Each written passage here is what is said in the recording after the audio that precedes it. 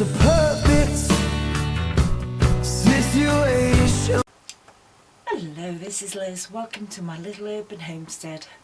I thought I'll give you a little update now. Last week I did put out quite a few videos canning from the freezer, and I'm canned some vegetable stock up and that. I needed keeping occupied last week. I went the doctor's consultants about my knees. He wouldn't do me left one again because he did it just over 3 months ago, but he did my right knee, and you know, took out the fluid and put in this expanding foam stuff to help it, and it does help it, even though it's over 3 months ago that I had Mason is desperate to come up. Even though it's over 3 months ago, Mason even though it's over 3 months ago that I had my left knee done, it still is slightly better than it was before. And now I've had my right knee done, that's a lot better than it has been. But it will wear down over time. So, at least said about that anyway. It's just a matter of waiting. I go back to the consultant in about 6 months when he may possibly do both knees at the same time, which I'm not looking forward to because it's extremely painful. It's over and done with quick, but extremely painful. I was scaring his other patients that were in the waiting room and could hear me screaming. But I needed taking my mind off. He told me that they'd sent me bloods off for some tests and that, and he told me one test had come out positive that I have got SLE lupus, systemic lupus something or other. I've been looking it up on the internet, see if there's anything I can do to help it, and there isn't, and don't know how long I've had it for. It's an autoimmune disease, basically where your immune system normally goes and fights the bad bacteria. Mine decided I'll fight anything going, and that includes good things. So I've got basically an overactive immune system. But it's yet another thing. The reason that it upset me so much, I think, was because it's another thing that they've diagnosed me with over the past, 6 months or so. They've diagnosed me as having pseudo-gout in my knees. There's nothing I can do, change your diet or anything like that, to help it. And now they've said I've got lupus, and there's nothing I can do to help that situation either. So I just feel unempowered because I can't do anything to help improve it, to get it better, get it how it should be, or whatever. And I'm not looking forward to the fact that I may have to go on medication. I don't like medication, never have done, never have taken it, apart from on rare occasions. Since after I had my stroke, I had a headache that lasted 6 months, and that was with painkillers as well. It still lasted about 6 months. So they didn't seem to touch it, so I stopped taking them, and I don't really take medication, and so now I'm not looking forward to the fact that I might have to take medication for the rest of my life. Yes, right.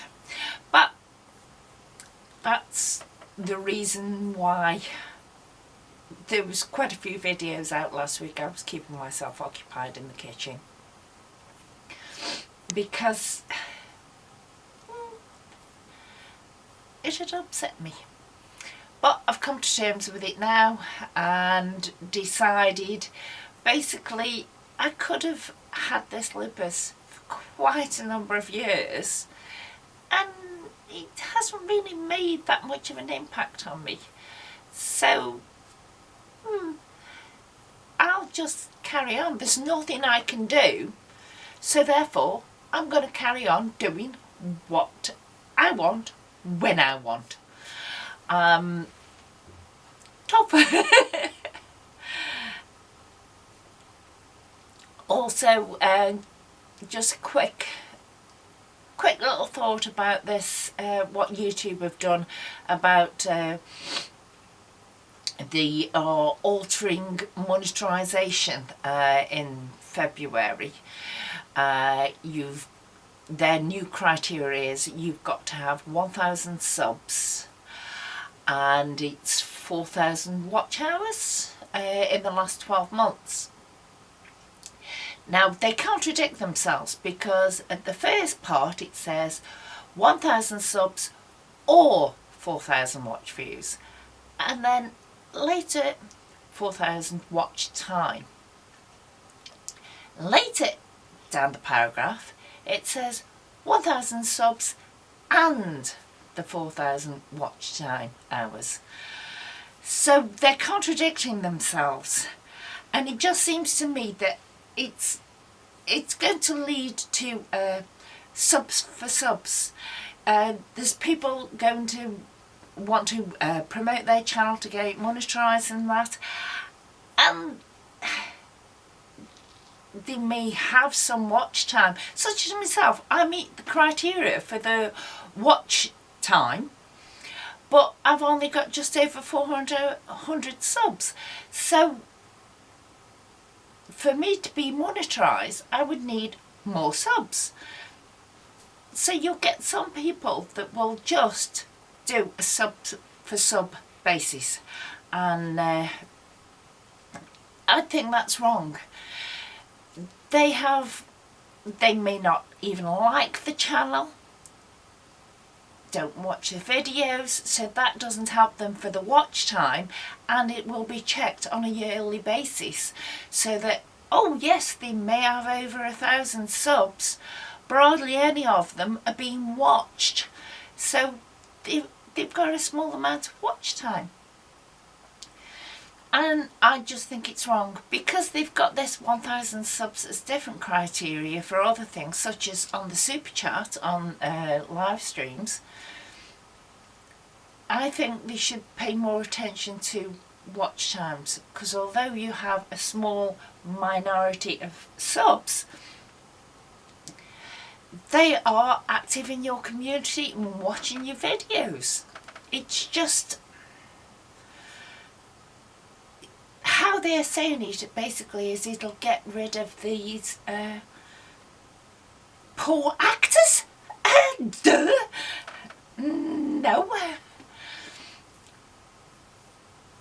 And different ones are saying yes, oh, it's going to help get rid of the rubbish channels.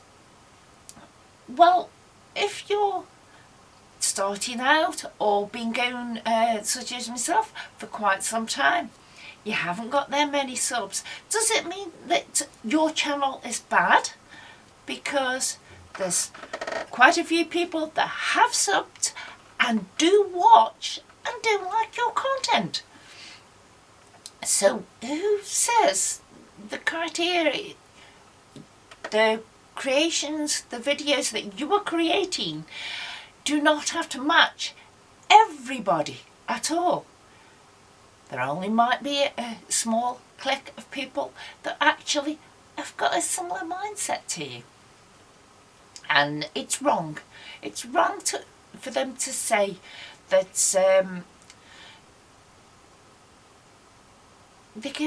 this will help to get rid of the bad channels. No. It's like people going on the bandwagon now. Yes, it'll get rid of the bad channels. No, that's the hype that YouTube have put out. This is what I feel. It's the hype that YouTube have put out that it will help to get rid of bad channels, because no. So the monetization, it doesn't bother me one way or the other. It's just that I'm annoyed. There are people out there that would like to build it up and would like to build up earnings from it, and that, and it ain't going to happen. Not for a long time for them, and I just feel sorry for them. But there's my little quick rant anyway. See you soon. Bye.